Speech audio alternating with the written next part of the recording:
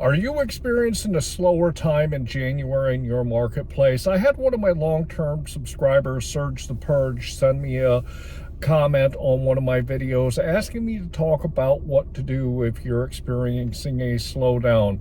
If you're having a slow January, here's how to do better.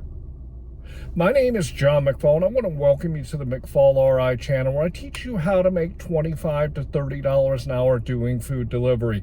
In today's video, I want to talk to you about some things that you can do if you're experiencing a slowdown in your marketplace. Serge, he sent me this message and asked me to talk about it because he's experiencing a bit of a slowdown down in, I believe he's in Nashville, and he wanted to get some ideas on what to do if you're experiencing a slowdown in your marketplace.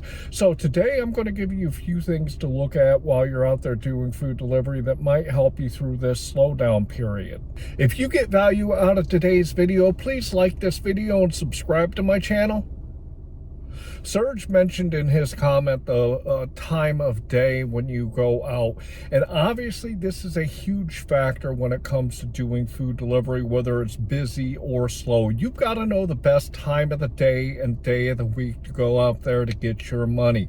If you've been watching my channel for a while, you know I promote my metric spreadsheet to you so that you can see what you're doing overall. But the metric spreadsheet will also tell you, if you keep track of it the right way, what the good days are and what the bad days are, what good times of the day there are for you to go out there, and what days you should just completely not do it because you're not making a whole lot of money. So one of the very first and most important things is to figure out in your marketplace what the best time of the day and day of the week to go out there.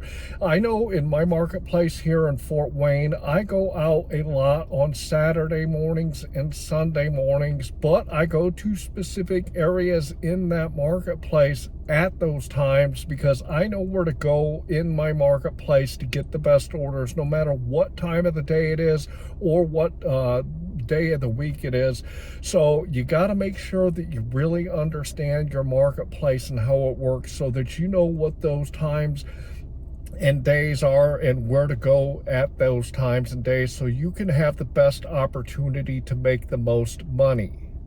The second thing I want to talk to you about is the actual apps. If you are only running, let's say, DoorDash or Uber Eats in your marketplace, get on the other apps and make sure that you have more options when you're out there.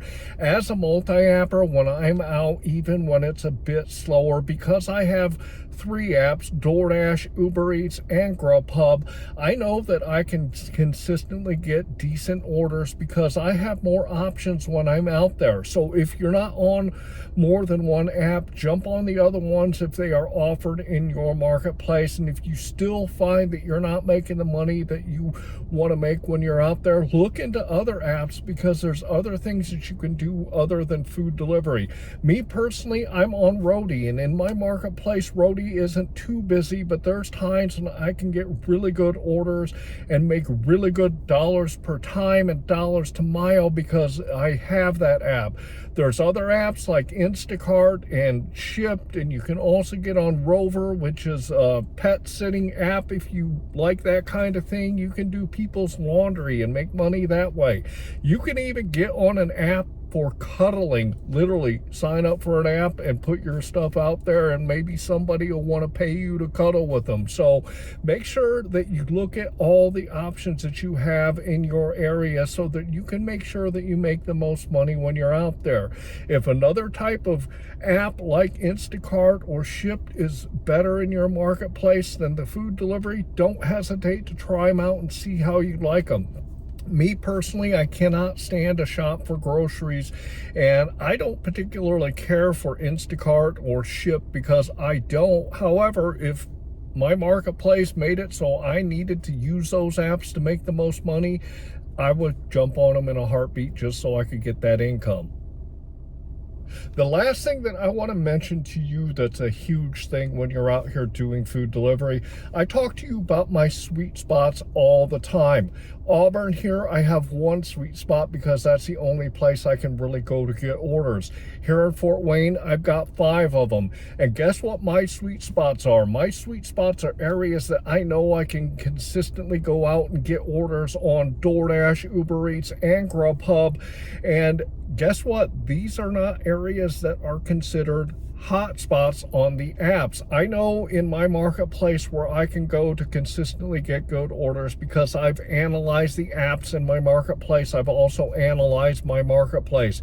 I go in my marketplace where there's not a whole lot of other drivers. I have a big enough marketplace in Fort Wayne that I can do that. So make sure that you really understand how your marketplace works, and don't go where everybody else goes to get their orders, because you can find these little pockets of sweet spots that I talk about that you can get orders on all the apps, and you can get decent orders, and it's not oversaturated with drivers in those areas. That's what my sweet spots are to me.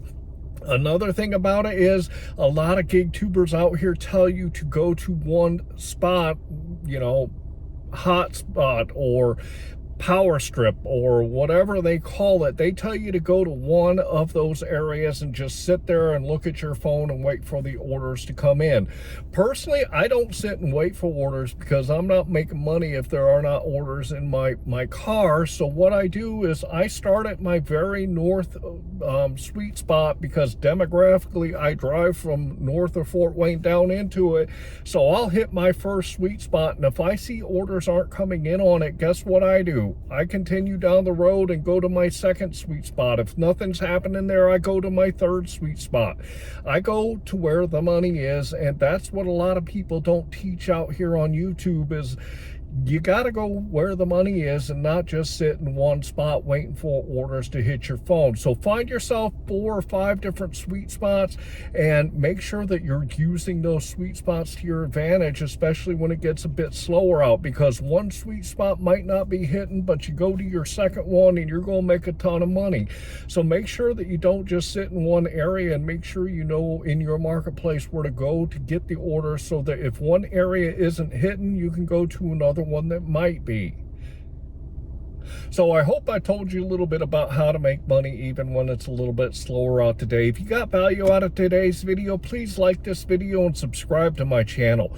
Also want to talk to you about my metric spreadsheet that I mentioned a few minutes ago. If you want to know how well you're doing when you're out there doing food delivery, it starts by keeping track of your numbers. I'm going to throw my spreadsheet up here on the screen real quick so y'all can check it out. If you look at the left-hand side, you'll see I always put my start time and my end time. This gives me the total time that I've worked. I also put in the miles. If you head to the right, then you'll see for each individual app, I put the dollars that I've made, the time that I worked, along with the number of deliveries. Head to the bottom and you'll see it calculates out what your average dollar per hour, dollar per mile, and your average per order. Keep track of your numbers so you see where you are and you see where you can improve. And this metric spreadsheet will help you do it. It's a free download here in my description. Go grab it for yourself. Also want to remind you that if you want to learn how to do food delivery and make that $25 to $30 an hour, my food delivery playlist has a lot of education in it.